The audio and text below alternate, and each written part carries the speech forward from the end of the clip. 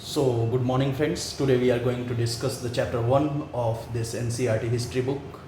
इसमें हम लोग देखते हैं कि क्या टॉपिक का नाम है and according to the name itself you will able to understand क्या बात किया जाना चाहिए कर रहा है। जिस तरीके से हम लोग 6th क्लास का पहला चैप्टर देखे थे एग्जैक्टली आप मिलान कीजिए, you will find the same thing. ये कैसे हो रहा है? तो they were talking about the ancient period and now they are going to talk about 1600 century 1700 century और 1600 century। देखते हैं आगे क्या बात किया जा रहा है। How important are dates. मैंने आपको बताया था कि देखिए हिस्ट्री का रीड होता है fact, that means time period. दूसरा जियोग्राफिकल लोकेशन, तीसरा सोसाइटी, चौथा गवर्नेंस सिस्टम और पांचवा में आप मिसलेनियसली और भी अदर सारी चीज़ें जोड़ सकते हैं। तो टाइम पीरियड होना बहुत ज़रूरी है जिससे कि आप समझ सकें कि किस टाइम पीरियड की बात हो रखी है, किस समय की बात हो रही है, कहाँ पर की बात चल रही है। तो चलिए हम लोग आगे बढ़ते हैं।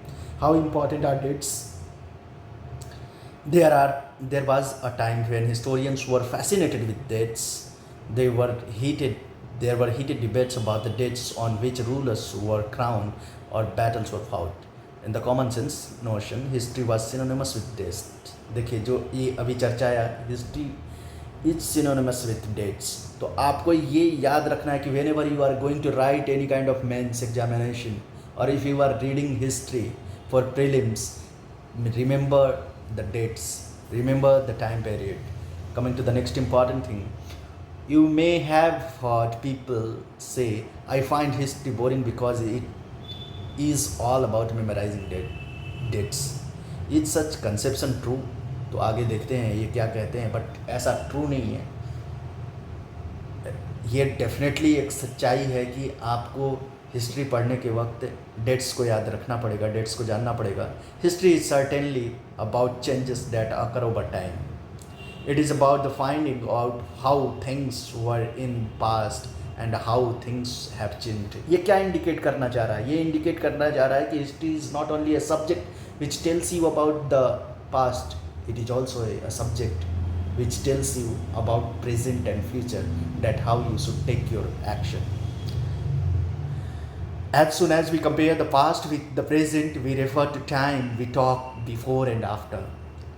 जो हम लोग बात करते हैं बिफोर एंड आफ्टर की। आगे बढ़ते हैं। Living in the world we do not always ask historical questions about what we see around us. We take things for granted as if what we see has always been in the world we inhabit. But most of us have our moments of wonders when we are curious and ask questions that actually are historicals. Watching someone sip a cup of tea at roadside tea stall, and you may wonder when did people begin to drink tea or coffee. Looking out the window out of a train and ask yourself when the railways built and how did it. ये कहना ये चाह रहा है कि whatever the things has been come, you are seeing as evidence there is a history, there is having its own evolutionary time period and evolutionary status। जैसे अभी यहाँ पर हम लोग देख रहे हैं, देखिए इस फिगर में दिखाया जा रहा है हिंदुस्तान, जे रेनेल FR 1782 का ये पिक्चर है। Brahmins offering shastras to Britannia, front space to the first map produced by James Rennell in 1782. Rennell was asked by Robert Clive to produce map of Hindustan. An enthusiastic supporter of British conquest of India, Rennell saw preparation of map was essential to the process of domination. The picture here tries to suggest that Indians willingly gave over their ancient text to Britannia, the symbol of British power, as if asking her to become a protector of Indian culture।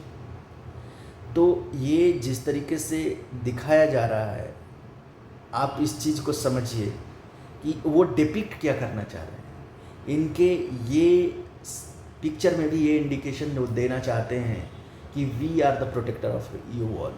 The picture is showing the dominance, psychological sense of dominance, तो आपको इस चीज़ को ध्यान रखना है कि how picture also used as a medium of the diplomacy.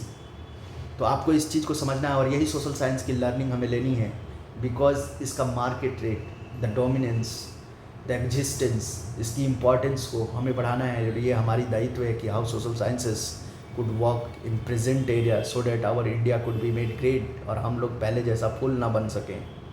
आगे बढ़ते हैं। All such historical questions refer us back to the notion of time, but time does not have to be always precisely dated in terms of particularly year or a month. Sometimes it actually incorrect to fix precise date to process what happened over a period of time. ये यहाँ पर ये कहना चाह रहा है कि we are not very much sure and certain about some of the things which have taken in the past. People in India did not begin drinking tea one fine day. Definitely ये obvious reality है कि किसी एक दिन fix नहीं कर पाएंगे कि आप किस दिन से इंडियंस टी पीना शुरू कर दिए, या किस दिन से इंडियन कोई गेम खेलना शुरू कर दिए, किस दिन से इंडियन कोई एक्टिविटीज़ को एग्रीकल्चर करना शुरू कर दिए। You can not fix the date. Similarly we can, आगे हम लोग बढ़ते हैं। Similarly we can not fix a single date on which British rule was established और द नेशनल मूवमेंट स्टार्टेड और changes took place in the ceremony with in the economy and society. ये यही बात कहना चाह रहा है कि if things are very common and वहाँ पर कोई वैसा चीज़ नहीं है जिससे आप आइडेंटिफाई कर सके, सर्वे कर सके एग्जैक्टनेस का, तो उस परिस्थिति में एक फिक्स्ड डेट करना एक बहुत ही टफ वर्क है। All this things happen over a stage of time, we can only refer a span of time approximate period over which particular changes है बिकम विजिबल। ये क्या कहना चाह रहा है? ये चाह रहा है कि you can give the year but not exact date, 5 जनवरी 7 जुलाई, ऐसा आप नहीं दे सकते। ये over a period of time आपको घटित होते दिखता है। हम लोग आगे बढ़ते हैं। Why then did we continue to associate history with strings of dates? अब हम डेट्स का क्यों चर्चा करते हैं हिस्ट्री में? This is the query. This association has a reason. इसका रीज़न क्या है देखते हैं। There was a time when history was an account of battles and big events. ये क्या कह रहा है कि पहले हिस्ट्री को एक अकाउंट के रूप में देखा जाता था, इवेंट्स का और बैटल्स का। It was about the rulers and the policies. Historians wrote about the year of king was crowned, the year he married, the year had child, the year he had fought war, the year he had died. ये क्या कहना चाह रहा है? Romanticisation of the king. The history is revolving around the king, but ऐसा नहीं है। King is not everything in the society and evolution of human development. For events such as these, specific dates can be determined, and histories such as these, debates about dates continue to be an important part. As you have seen in the history textbook of the past 2 years, historians now write about a host of other issues and questions. They look at how people earn their livelihoods and produce and aid, how cities develop, markets came up, how kingdoms were formed. ये सारी चीज़ें क्या कह रहा है? ये कह रहा है कि और भी हिस्ट्री में पढ़ने के अदर चीज़ें थी जिससे कि human evolution, societal evolution, economic development, infrastructure development और सारी चीज़ों को आप एक नज़रिए से देखने की कोशिश करें। तो अब हम लोग डेट का इंपॉर्टेंस देखते हैं। Which dates, by what criteria do we choose a set of dates as important? तो हम लोग आगे बढ़ते। The dates were selected around which we compose our story of the past are not important on their own. They become vital because we focus on a particular set of events as important. तो जब particular set of events हो रहा है तो definitely time period देने से क्या होता है, कंक्रीट रियलिटी बन जाता है वो। You will get the scientificness in that. If our focus of a study changes, if we began to look at new issues, a new set of dates will appear significantly. ये क्या दर्शा रहा है? ये दर्शा ही रहा है कि जब हम लोग डेट्स का टाइम पीरियड को समझ जाते हैं तो we will easily be able to correlate, and at the same time we will be able to see the evolution or downfall in the process of action or whatever the thing it has been talked. आगे बढ़ते हैं। Consider an example in the historians written in the British historians in India The rule of each governor general was important. These histories began with the rule of the first governor general Warren Hastings and ended with the last viceroy Lord Mountbatten. In separate chapter, we will read about the deeds of the Hastings, Wellesley, Bentinck, Dalhousie, Canning, Lawrence, Layton, Ripon, Curzon, Harding, Irwin. ये क्या कहना चाह रहे हैं कि time periods of the Britishers in which they were having the governor general and viceroy, and what is the contribution and what kind of activity was performed by them individually could be easily seen only by the dates. It was seemingly never-ending succession of governor generals and viceroys. All the dates in these history books were linked to those personalities, to the activities, policies and achievements. ये क्या उनके deeds के बारे में, किस किस रूप में वर्क के बारे में, अचीवमेंट्स के बारे में, पॉलिसीज़ के बारे में आप इजीली कोरिलेट कर पाएंगे उस डेट्स के साथ. It was as if there was nothing outside their lives that was important for us to know. उनके प्राइवेट लाइफ से हट करके ये जो सोसाइटी के साथ उनका कम्बिनेशन था उसको हम लोग इस तरीके से जान पाते हैं, अनलाइक जो पहले हिस्टोरियंस लिख रहे थे. The chronology of this lives, their lives marked the different chapters of history of British India. We can not write about the history of this period in a different way. How do we focus on the activities of different groups and classes of Indian society within the format of history of governor generals? तो ये एक queries है, इसको assume करके आप उत्तर देने की कोशिश कीजिएगा कि किस तरीके से और लिखा जा सकता था उस समय की हिस्ट्री को with these association of these governor generals. While history books narrated the deeds of the governor generals, biographies glorified them as person and paintings projected them as powerful figures. देखिए इम्पॉर्टेंस ऑफ पेंटिंग, देखिए उस समय में भी जिस तरीके से हम लोगों ने पिछले 6th क्लास का लास्ट चैप्टर में पढ़ा था, there was importance of printing. See how their printing is being used for this kings. The paintings were used to project them as great. The biographies are written for to glorify them, and the books were narrated their deeds, their achievements, their policies. आगे बढ़ते हैं. When we write history, a story, we divide it into chapters. Why do we do this? This is to give the chapter some coherence. It is to tell a story in a way that makes some sense and can be followed.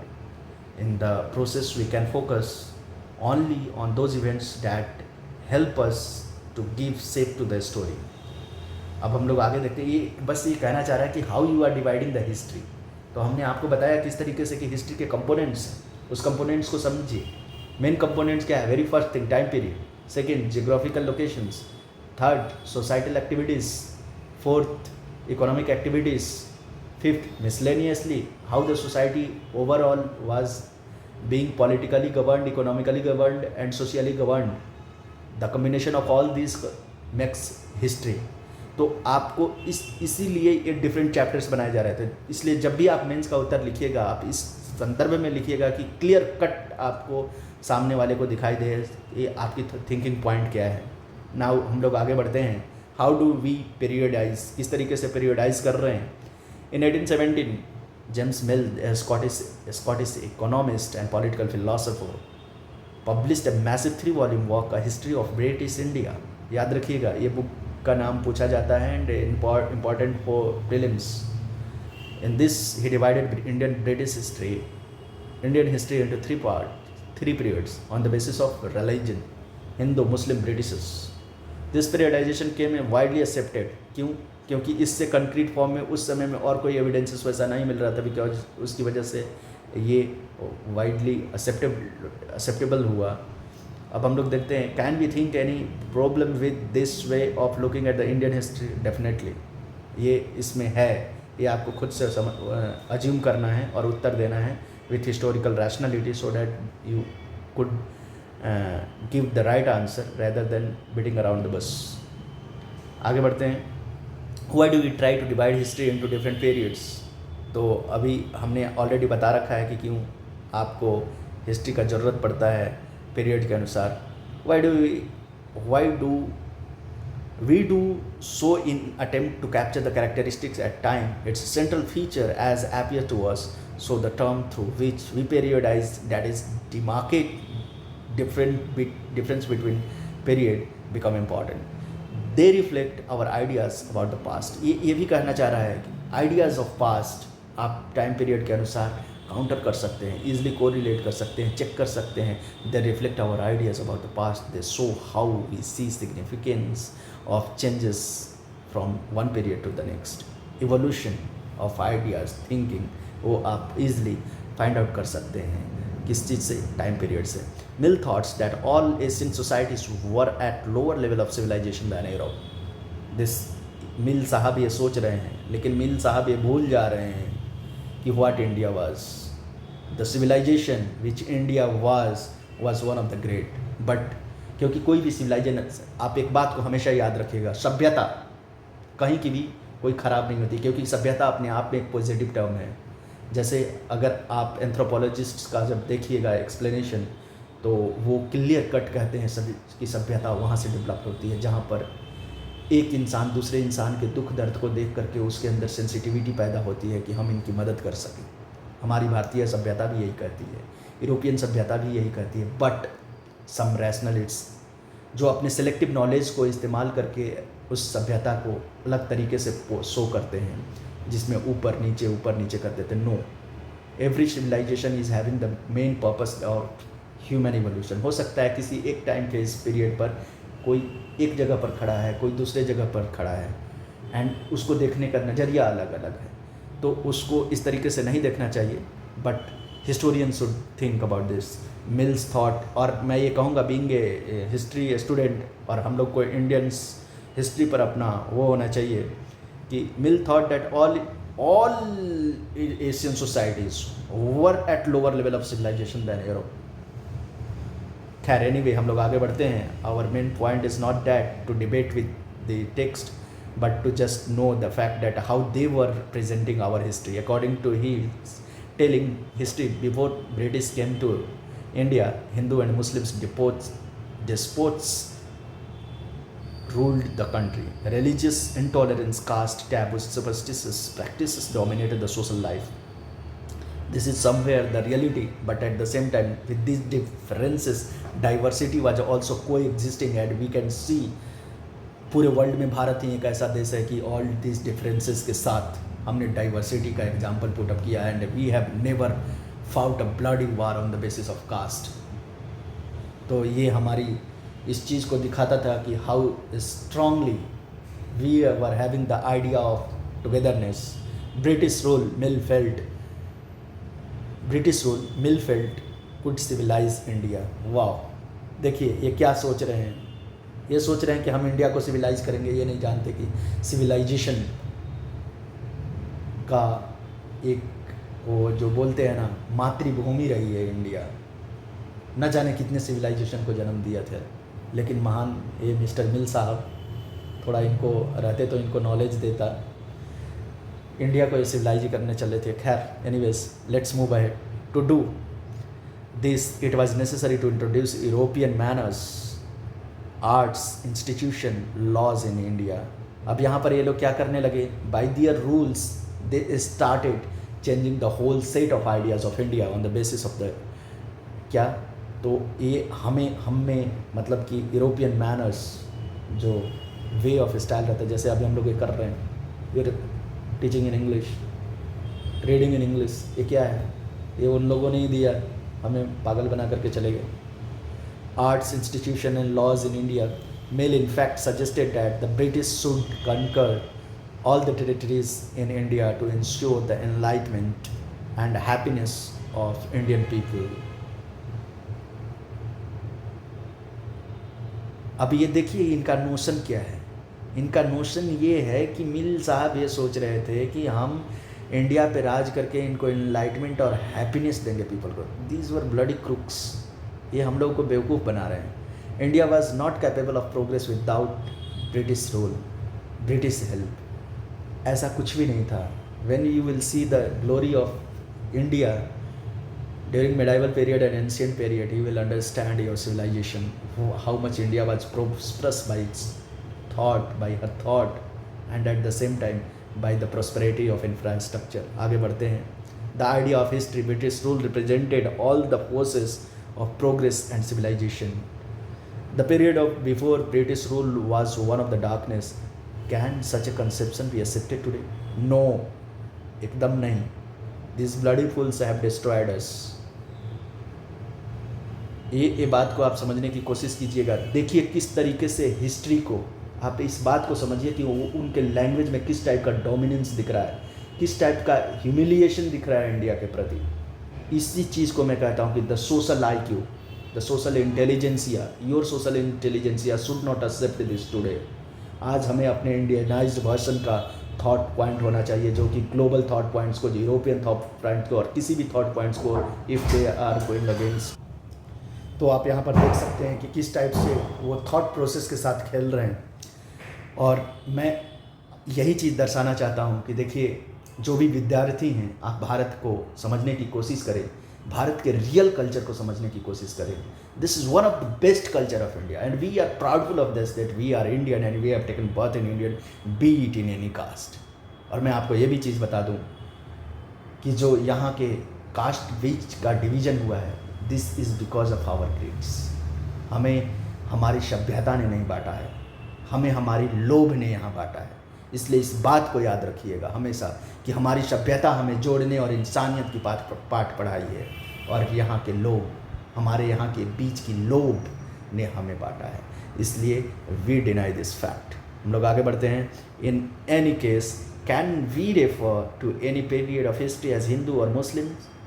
No, we were all the same. आगे बढ़ते हैं. Moving away from the British classification, historians have usually divided Indian history into an ancient, medieval and modern. This division too has its problem. Definitely, there is nothing called so concrete and exact answer in social sciences. So moving ahead, it is the periodization that is borrowed from the West, where that modern period is associated with the growth of all the forces of modernity. Forces of modernity किसे बोल रहे हैं? देखिए, modernity के forces बोल रहे हैं science, reason, democracy, liberty, equality वगैरह को. Medieval was the term used to describe the society with the features of modern society did not exist. वाह, मेडाइवल इसको बोल रहे हैं, कोई बात नहीं. Can we uncritically accept this characterization of the modern period to describe this period of our study today? देखिए, exam point of view को छोड़ करके अगर मुझसे पूछिएगा तो इंडियनाइज्ड वर्जन में मैं ये कहूँगा कि I do not accept this fact कि मॉडर्नाइजेशन इसको कहते हैं. ये इनका थॉट पॉइंट है, हमारा थॉट पॉइंट ये नहीं है. अगर ये चीज़ है तो आप थोड़ा सा एंशिएंट पीरियड को देख करके देखिए कि कितना वो लोग इन्वायरमेंटली सेंसिटिव थे, कितना वो लोग एक इंसान से के प्रति, दूसरे इंसान के प्रति, पशु के प्रति, आप अशोका के धर्मा के प्रैक्टिस को जाकर के देखिए. क्या आज के वैसे लोग मिलेंगे? You will find no. जिस टाइप के सेंसिटिवनेस, एनवायरमेंटल सस्टेनेबिलिटी उस समय में था, क्या आज है? You will find the answer no. तो फिर कैसी मॉडर्निटी भैया? You are seeing the counter production of this modern developments. आजकल की जो चीज़ें हैं, हम लोग ऐसा कर रहे हैं कि कोई चीज़ क्रिएट करो, उसका कुछ दिक्कत है, फिर उसको फिनिश करो, उसमें फिर कुछ दिक्कत आ रही है. The chain of barriers, the chain of difficulties. Is this a sustainable science? No, this could never be. तो हम लोग आगे बढ़ते हैं. खैर, anyways, examination point of view से आपको यही लिखना पड़ेगा, इसलिए ये याद रखिएगा. This is our think point, this should change definitely, but उसके लिए आपको स्ट्रॉन्ग आर्ग्यूमेंट रखना पड़ेगा कि हाउ यू सी. आगे हम लोग देखते हैं what is colonial. Many historians there, हम लोग आगे देख रहे हैं जिस तरीके से इन लोगों ने कहा है आगे यहाँ पर कि as you will see in this book, under British rule people did not have equality, freedom of liberty, nor was the period of one economic growth and progress. यही तो हमारे गांधी जी इनकाउंटर किए थे वहाँ पर जा कर के कि they use to say about equality, but at the same time their practice is totally different. They are becoming dominant, they are exploiting the whole world and they are saying that they are for their betterment. तो इस चीज़ को महात्मा गांधी समझे थे. और देखिए, ये हमें यही बताना चाह रहा है कि देखिए ब्रिटिशर्स का अप्रोच कैसा था और कैसे हमें वो अपने व्यू पॉइंट से, थॉट पॉइंट से हमें नीचे कर रहे हैं। इस चीज़ को हमें समझना है। आगे बढ़ते हैं। कॉलोनियल, तो कॉलोनियल का देखते हैं। In this book we will read about the way the British became to conquer came to conquer the country, established their rule, subjugating local nawabs and rajas. You will see how they established to control over the economy and society, collected revenue to meet all their expenses, bought the goods they wanted at low prices, produced crops they needed for exports, and you will understand the changes that come about as consequences.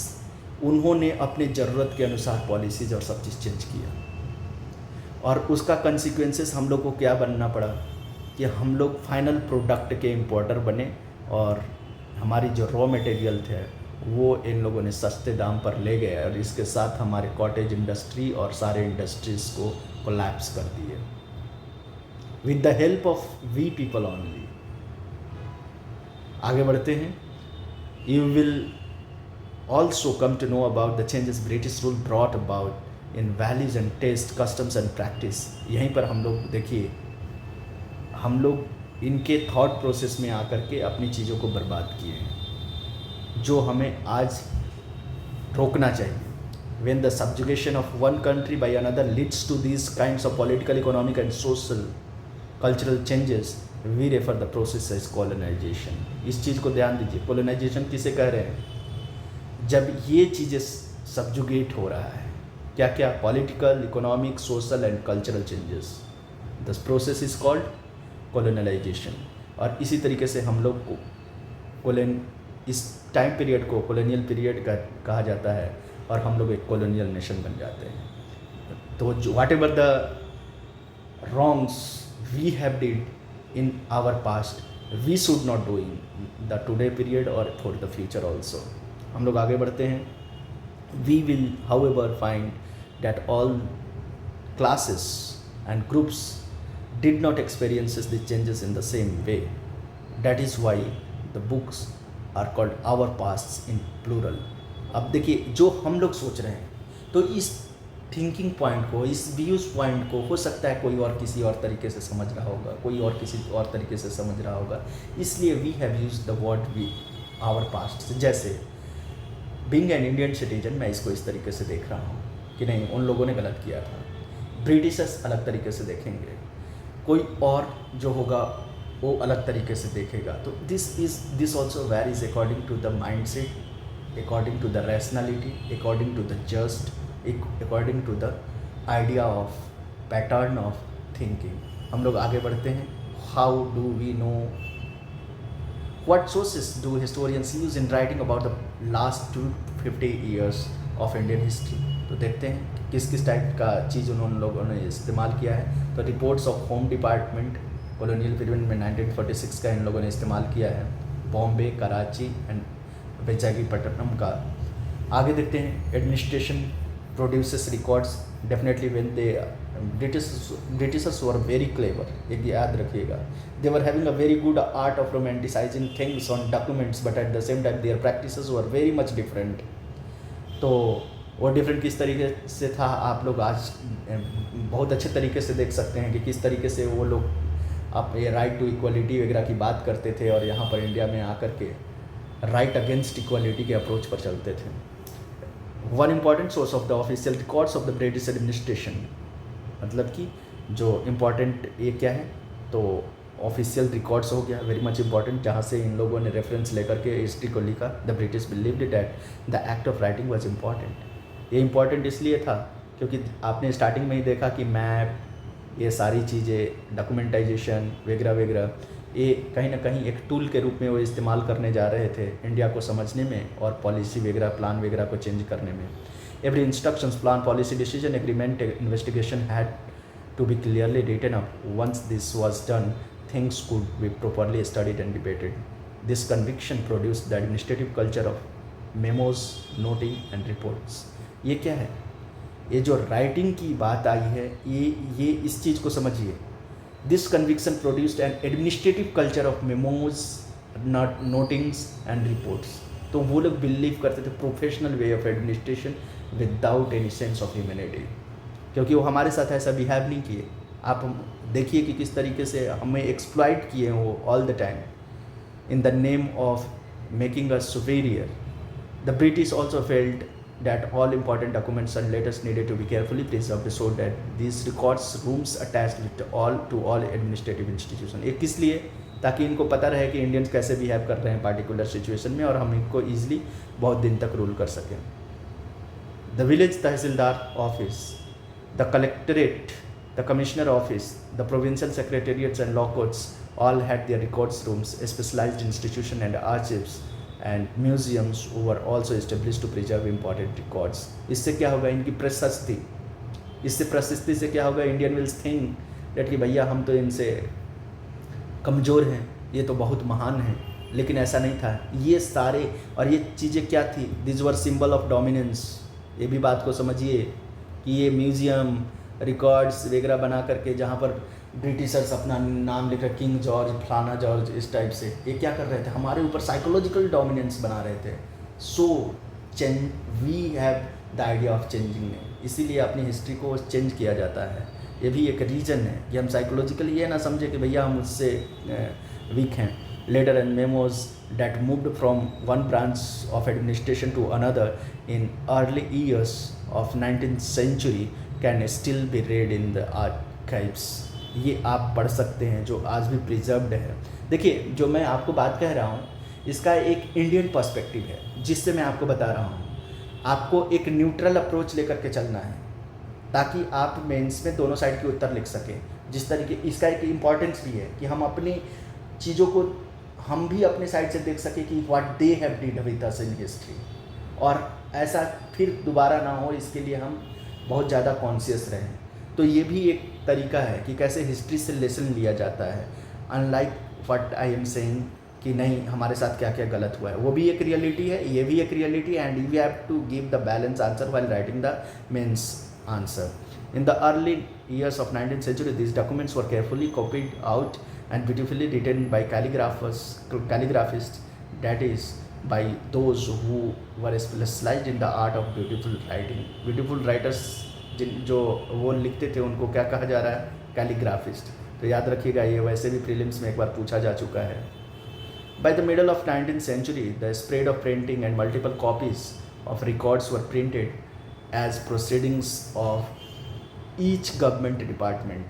आगे हम लोग बढ़ते हैं तो इसमें सर्वे की बात की गई है, तो इसको भी देख लेते हैं कि क्या सर्वे है। सर्वेज बिकम इम्पॉर्टेंट क्यों? क्योंकि सर्वे में गवर्नमेंट रिकॉर्ड्स वगैरह हुआ करता था। Practice of surveying also become common under British administration. क्यों? क्योंकि ये एक उनको आइडिया देता था कि किस तरीके से आपको काम करना है। How the people of India are reacting. The British believe that the country had to be properly known before it could be effectively administer. तो ये हर चीज़ इसलिए कर रहे हैं ताकि वो इंडिया पर बेहतर तरीके से रूल कर सके अपने फ़ायदे के लिए। By the early 19th century, detailed survey was being carried out to map the entire country. In the villages revenue service were conducted. Village में रेवेन्यू सर्वे कंडक्ट कर रहे हैं, फ्लोरा फौना सारे चीज़ों को चेक कर रहे हैं। Whatever the resources we are having, whatever the census operation is also being done to understand our demography, and at the same time caste, religion, occupations is being seen. ये इसलिए किया जा रहा है कि उनको समय पर इसको एक टूल के रूप में भी इस्तेमाल कर सकें ताकि वो इंडिया को बेहतर कंट्रोल कर सके अपने अनुसार। What official records do not tell, तो ऑफिशियल रिकॉर्ड्स ये नहीं कहता है कि उन लोगों ने किस टाइप का अत्याचार हम पर किया। They only want to show the positive side of the British governance rather than what they were doing with us. तो हम लोग आगे बढ़ते हैं इसमें। Not fit for human consumption, ये एक आर्टिकल है। Newspaper provided the accounts of the movement of different parts of the country. Here is a report of police strike in 1946. More than 2,000 policemen in Delhi refused to take their food on morning as protest. तो ये हमारे साथ जो हुआ था, तो किस तरीके से जो उस समय के सोल्जर्स थे वो समझ गए थे कि Britishers are exploiting our people and even our family members. जैसे मेरठ के जो लोग थे, बेसिकली जो ब्रिटिश आर्मी में काम कर रहे थे वो फार्मर भी हुआ करते थे, उनकी फैमिली वाले फार्मर हुआ करते थे, और उनके फार्मर्स के साथ ही इस तरीके से गलत बर्ताव किया जाता था। तो ये सब जो हेड पॉलिटिक्स है उसको समझने में देर नहीं लगता है, और जब हमारे लोग समझ गए तो they refuse to take foods and even they refuse to do fire and take any action against the revolutionists. आगे पढ़ते हैं। For these records do not always help us to understand what the people in the country felt and what lay behind their actions। क्यों? क्योंकि उनका single objective था India को rule करना बस, और इसके अलावा कुछ नहीं था। For that we need to look elsewhere। When we began the search of these sources, we find them in plenty, though they were more difficult to get than if official records. We have diaries of the people, account of the pilgrims, travelers, autobiographies of important personalities, and popular booklets that were sold in local bazaars. As the printing spread, newspapers were published and issued, were debated in public, leaders and reformers। ये क्या कर रहा है? हमारा ये जो हमें सताया गया था, उस समय में हमें दिक्कत दिया जा रहा था, तो हमारे जो लोग थे, हमारे जो क्रांतिकारी थे, उन्होंने अलग अलग तरीके से लोगों को अवेयर करने का कोशिश किया है। इस चीज़ की चर्चा की गई है। All the sources however were produced by those who were literate. और ये कौन कर सकता था? जो लिटरेट थे। तो अनलिटरेट क्या कर रहे थे? अनलिटरेट ओवर ऑल्सो वो लोग जिस तरीके से आजकल का गायन है, वो गाना के माध्यम से अलग अलग तरीके से कंट्रीब्यूट कर रहे थे फ्रीडम स्ट्रगल में। From these we will not be able to understand how history was experienced and lived by tribals and peasant workers minds। ये क्या कहना चाह रहा है? ये कहना ये चाह रहा है कि जो lifes of ordinary people and जो डाउन स्ट्रेटा के थे, by their capital strength, by their social strength, by their geographical strength, तो वो किस टाइप का फील कर रहे थे। It was very tough to find about their situations. तो yet this can be done if we make a little bit effort। when we read this book you will see how this can be done। तो इसको पढ़ने से एक हमें ये भी mindset मिलता है कि डेट्स को हिस्ट्री में किस तरीके से वो कैटेगराइज किया जाए ताकि इजीली समझ में आए। और इसके साथ एक और भी चीज़ है कि हमने हमारे हिस्ट्री में किस तरीके से ब्रिटिशर्स ने अलग अलग तरीके से एक सेपरेटिज़म की भी भावना को डालने का कोशिश किया है। तो हमारे ये पढ़ने और पढ़ाने का एक ही ऑब्जेक्टिव है कि आप विजडमफुल बन सके, विजडमफुल पर्सन बन सके। और देखिए किस तरीके से वो बोलते हैं ना, सिलेक्टिव नॉलेज का ब्रिटिशर्स ने इस्तेमाल किया है इंडियंस को एक्सप्लॉइट करने के लिए। We should not do this. We are a people of wisdom and they are the people of knowledge, and wisdom is always above knowledge.